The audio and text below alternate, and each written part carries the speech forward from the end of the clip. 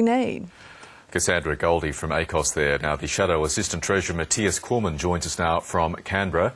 Matthias Cormann, good morning. This budget is obviously going to have a very strong welfare to work flavour. That is something the Coalition would obviously support.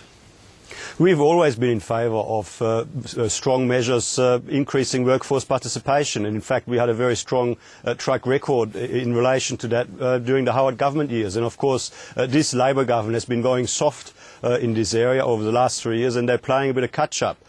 Clearly they've realised that what they've been doing for the last 3 years didn't work, but let's just see whether the actions actually match up the rhetoric, because in the past too often there's been a lot of talk but not a lot of follow-through. One of the measures that was leaked last night was forcing people who've been unemployed for 2 years or so to do more work experience and training. How effective will that be to fast-track their, hopefully, full-time return to the workforce? Well, we support everything and anything that will get people back into work that are currently not working. Everybody who is able to work should be working or out there looking for a job and getting back into work. So, I mean, anything that is effective in bringing people that are currently unemployed back into the workforce is a good thing. But let's just say, let's just look at the detail when it comes out. Well, the opposition has been very critical of the government, saying, Tony Abbott and others saying this budget won't be worth the paper it's written on because it won't contain any carbon tax costings. That is a bit disingenuous, because John Howard, when he proposed his emissions trading scheme before the last election, I can't recall seeing any costings regarding that in the year that was announced or taken to the 2007 poll.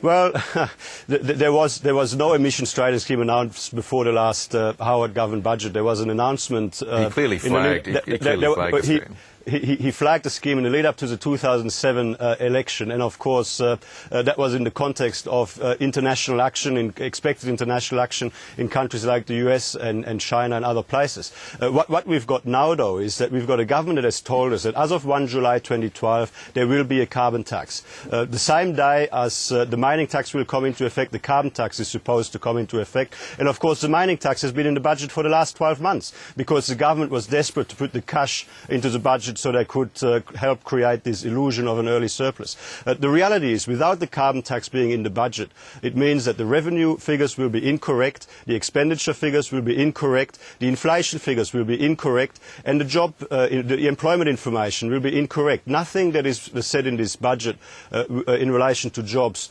will have any relevance at all without the details of this job-destroying carbon tax in the budget papers. Budget weeks are also always very big for treasurers, but it's a key political week for the opposition as well, particularly in such a finely balanced parliament. How keenly aware is Tony Abbott of how critical this week is in terms of the Canberra political dynamic?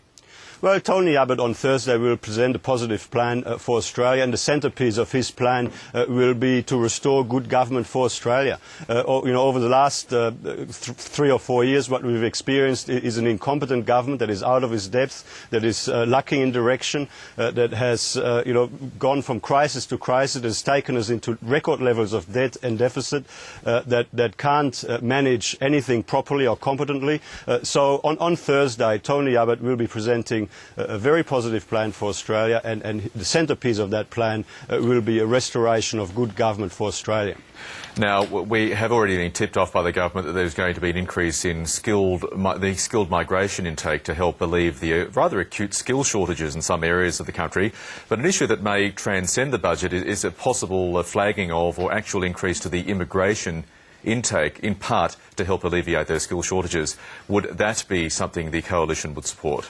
Well, let's look at what is in the budget. I mean, there has been, as much as the Treasurer keeps saying that he won't speculate about what's in the budget, I mean, there has been a lot of leaks and semi-announcements and a lot of speculation. Let's just see what the detail is going to be when it comes down tonight. There's no doubt that there are obviously some pressures in sections of the economy where there needs to be a better response than what has been in place so far. But let's just see what's in the budget when it comes down tonight. Will the Coalition broadly, though, accept an increase in the immigration intake? Well, broadly, we will look at what the detail is going to be in the budget tonight, and we'll make a judgment, in due course. If it meant alleviating some of those skill shortages, is that something that any party should look upon favourably?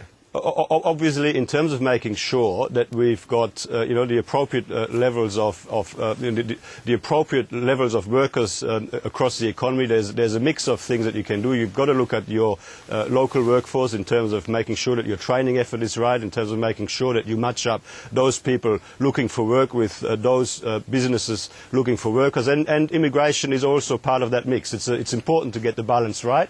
We will look at what the government is putting into the budget tonight as their proposed approach, and then we'll make a judgment. Okay, Matthias Cormann in Canberra, thank you very much for your time. Good to be here.